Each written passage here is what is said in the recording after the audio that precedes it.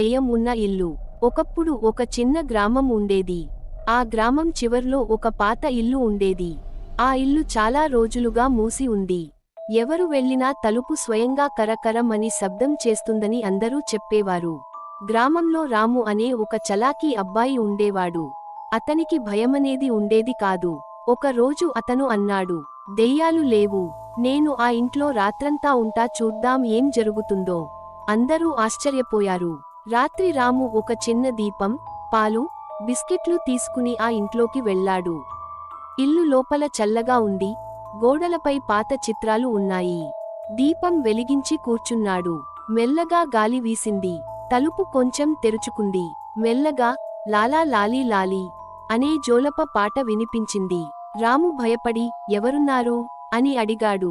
అప్పుడే ఒక తెల్లని చీర కట్టుకున్న అమ్మాయి ఆవిరిలాగా కనబడింది. ఆమె నవ్వుతూ, భయపడకు రాము, నేను ఈ ఇంట్లోనే ఉండేదాన్ని.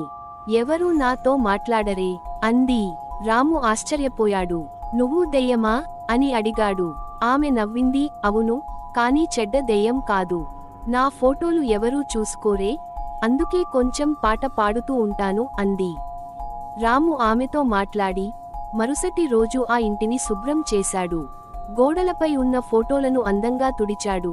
పూలు పెట్టాడు. ఆ తర్వాత నుంచి ఆ ఇల్లు భయంకరమైనది కాదు, అందమైన పాత ఇల్లయింది.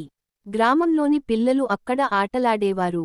రాత్రి అయ్యాక ఎవరైనా జోలప పాట వింటే, చిన్న అమ్మాయి మళ్ళీ పాట పాడుతోంది అని సంతోషంగా నవ్వేవారు.